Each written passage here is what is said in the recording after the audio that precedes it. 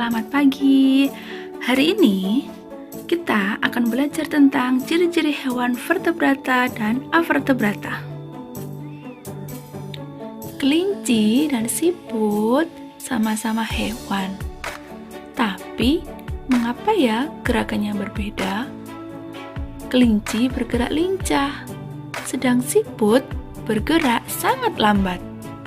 Kelinci termasuk hewan vertebrata. Ciri-ciri hewan vertebrata mempunyai tulang belakang, mempunyai otak yang berkembang secara sempurna, dan mempunyai alat pencernaan yang lengkap. Contoh hewan vertebrata ada ikan, burung, kadal, katak, kucing, dan lain sebagainya. Siput termasuk hewan avertebrata. Ciri-ciri hewan avertebrata tidak memiliki tulang belakang. Susunan syaraf berada di perut, memiliki rangka luar, dan otaknya tidak terlindungi oleh rangka. Contoh hewan avertebrata, ubur-ubur, cacing, cumi-cumi, kepiting, bintang laut, dan lain sebagainya. Sekarang amati organ gerak siput di atas ya. Organ gerak siput adalah kaki perut dengan bentuk pipih dan lebar. Fungsi utama kaki perut pada siput adalah untuk bergerak dan berpindah tempat. Supaya bisa bergerak, otot yang ada di perut siput harus digerakkan. Berjalan dengan perut sangat susah, apalagi siput harus membawa cangkang di punggungnya. Nah, hal inilah yang membuat siput berjalan lambat.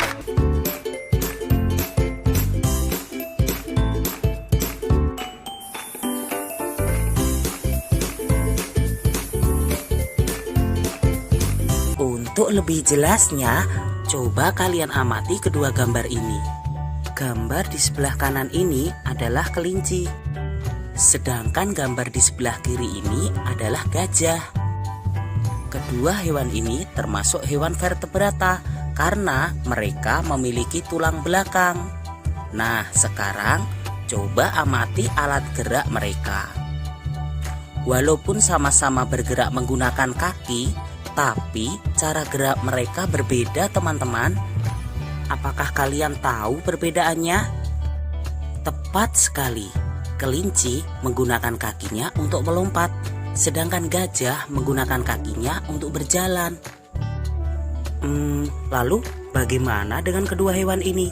Bisakah kalian membantuku untuk menyebutkan alat gerak dan cara geraknya?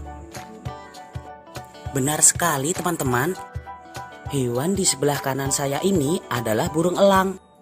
Burung elang merupakan contoh hewan vertebrata yang bergerak dengan menggunakan sayap. Cara gerak burung elang adalah dengan cara terbang. Sedangkan hewan di sebelah kiri saya ini adalah ikan. Kalian semua tentu sudah tahu kalau alat gerak ikan adalah berupa sirip. Cara geraknya adalah dengan cara berenang. Lalu bagaimana dengan kedua hewan ini?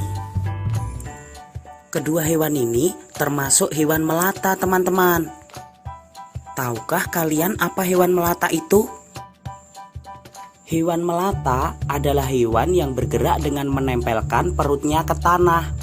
Kadal dan ular ini adalah contoh hewan vertebrata yang bergerak dengan cara melata. Bagaimana, teman-teman? Apakah kalian sudah memahami cara gerak dan alat gerak hewan-hewan vertebrata? Luar biasa. Sekarang saatnya kita mempelajari alat gerak dan cara gerak hewan-hewan invertebrata. Seperti halnya hewan vertebrata, hewan invertebrata juga memiliki alat gerak yang beragam. Ada yang bergerak menggunakan kaki, ada yang menggunakan sayap, dan ada pula yang menggunakan perutnya. Sekarang mari kita bahas satu persatu teman-teman. Tahukah kalian hewan apa di sebelah kanan saya ini? Tepat sekali. Ini adalah belalang. Belalang dan jenis serangga yang lainnya adalah contoh hewan invertebrata yang bergerak menggunakan kakinya. Sekarang coba perhatikan hewan di sebelah kiri saya ini dan amati apa alat gerak hewan ini. Kupu-kupu ini adalah contoh hewan invertebrata yang bergerak menggunakan sayapnya. Contoh hewan invertebrata lain yang bergerak menggunakan sayap antara lain lalat, nyamuk, dan juga lebah. Kalau kedua hewan ini, apa ya alat geraknya? Lalu bagaimana cara mereka bergerak? Cacing dan siput ini merupakan contoh hewan invertebrata yang bergerak menggunakan otot perutnya. Oh iya teman-teman, selain kaki, sayap, dan perut, beberapa hewan invertebrata ada yang bergerak menggunakan tentakel. Tahukah kalian apa itu tentakel?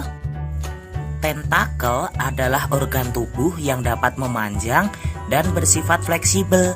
Contoh hewan invertebrata yang bergerak menggunakan tentakel antara lain cumi-cumi, anemon laut, dan juga ubur-ubur. Sampai di sini, apakah kalian sudah memahami teman-teman? Luar biasa,